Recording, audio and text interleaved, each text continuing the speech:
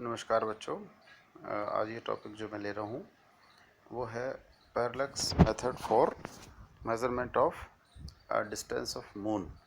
Actually this is under the topic indirect method of length measurement. Distance की जब बड़ी या बहुत छोटी वैल्यूज़ को हम मेज़र करना चाहते हैं, then we need to use indirect method because we cannot measure them directly, correct? So for this is one of very important method to measure the distance of moon from earth surface. तो सबसे पहले तो ये जान लें कि जो word parallax है वो क्या है। So parallax is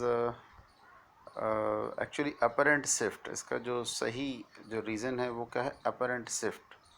apparent shift किसका, जब भी हम एक चीज़ को या दो चीज़ों को एक सीध में देखते हैं और अलग अलग जगह से देखते हैं तो उनकी पोजीशन हमें शिफ्ट होती हुई लगती है। This shifting is called parallax. ठीक है। When an object is seen, you can read the definition. When an object is seen from two different positions, जब हम दो अलग अलग पोजीशन से देखते हैं किसी एक ऑब्जेक्ट को या दो ऑब्जेक्ट को सीध में देखते हैं तो their positions are appear to shift. तो उनकी जो पोजीशंस है वो हमें वहाँ से शिफ्ट होती हुई नज़र आती हैं और इसे हम कहते हैं पैरेलैक्स। ठीक है।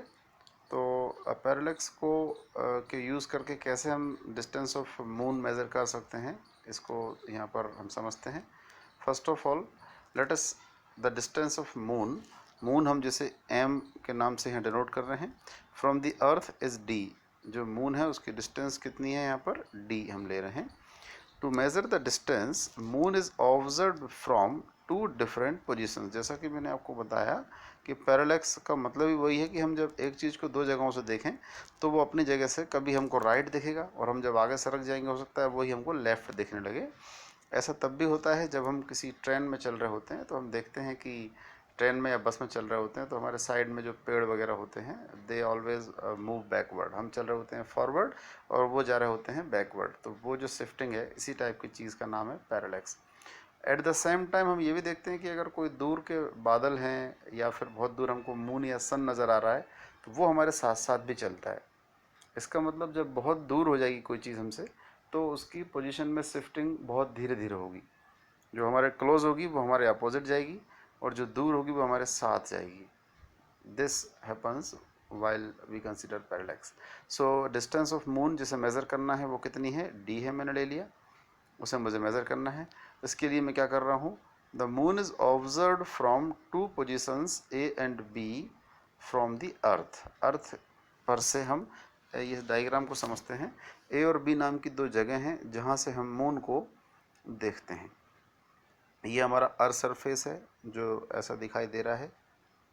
ठीक है, ये पूरा का पूरा अर्थ सरफेस है और अर्थ सरफेस से हम एक बार ए पोजीशन पर रुक करके एक डिस्टेंस स्टार भी लेके रखे हुए हैं। हम एक स्टार के कंपैरिजन में एक स्टार और इस मून के बीच का एक एंगल मेज़र करते हैं। This happens actually in observatories. वहाँ से एक टेलीस्कोप होगा, उस टेलीस्कोप से हम एक बार स्टार को फोकस करेंगे, एंगल नोट कर लेंगे, वहीं से हम एम यानी मून को फोकस करेंगे और एंगल नोट कर लेंगे।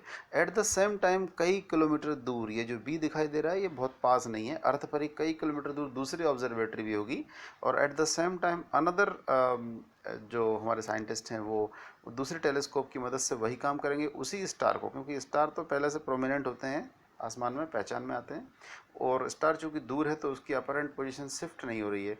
जबकि मून ए वाले को राइट साइड दिख रहा है और बी वाले को लेफ्ट साइड दिख रहा है, तो यहाँ से भी ये एंगल फाई 2 मेज़र करते हैं। ठीक है, क्या करते हैं, यहाँ से बैठ करके फाई 1 मेज़र करते हैं। ठीक है, और यहाँ से बैठ करके फाई 2 मेज़र करते हैं। मतलब कि ये मून की पोजीशंस हैं with respect to star at the same time, जबकि हमने उसे दो अलग अलग जगहों से देखा। ठीक है, ए से हमको वो राइट साइड दिखा और at the same time B से वो हमको लेफ्ट साइड दिखा, इसी का नाम है parallax. So again you can read this that the moon is observe from two positions A and B on the earth where A B is equal to B. जो A से B की दूरी है वो बेसिस कहलाती है, वो B है, with respect to star S. Star S जिसके बारे में क्या लिखा हुआ है, हुज पोजीशन रिमेंस अनचेंज। क्यों अनचेंज रहती है, क्योंकि ये दूर है। वह जैसे कि हम ट्रेन में चल रहे होते हैं तो मैंने आपको बताया कि दूर मून या सन जो दिख रहा होता है वो हमारे साथ साथ चलता है और पास की बिल्डिंग्स और ट्रीज हमसे पीछे चल रही होती हैं। तो पास वाले ऑब्जेक्ट की पोजीशन में शिफ्टिंग ज़्यादा आती है, दूर वाले ऑब्जेक्ट में शिफ्टिंग नहीं आती है, ठीक है, या वो हमारे साथ साथ चलता है। So we measure the angles φ1 and φ2 and then we apply the formula angle is equal to arc by radius to find out the distance d। ये जो डिस्टेंस है जो मुझे मेज़र करनी है वो ये है, यहाँ से लेके यहाँ तक की डिस्टेंस कितनी है, d।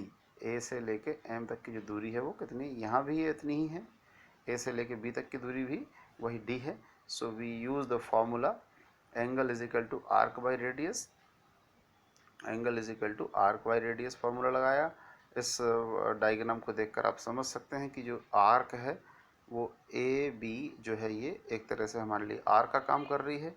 Arc is A B and radius is either A M और बी एम। और वैल्यूज़ की बात करें तो A B is B small B और जो डिस्टेंस है वो स्मॉल डी है। और हमें जब डी निकालना है तो उसको साइड को चेंज कर दिया मैंने। So small D is equal to b divided by the angle phi1 plus phi2। So by substituting the values of these two things, इस basis की value और इन angles की value अगर हम रख दें तो हम क्या निकाल सकते हैं, डिस्टेंस कैलकुलेट कर सकते हैं। In this way we can calculate the distance of moon from earth surface. और हमें इसके लिए क्या करना पड़ा, एक तो हमें ये एंगल निकालने पड़े, तो दो ऑब्जर्वेटरीज में बैठकर हमारे साइंटिस्ट लोगों ने फाई निकाल लिया। और उन दोनों ऑब्जर्वेटरीज की जो डिस्टेंस है अर्थ पर वो तो पहले से ही पता होती है, हमारे पास मैप है। एक मान लीजिए हैदराबाद में है या एक मान लीजिए कुल्लू मनाली में कहीं पहाड़ी इलाकों में होता है, तो जहाँ भी ये है उन दोनों की दूरी हमको पता होती है। So by substituting the values we can calculate the distance d। So this is called indirect method of length measurement।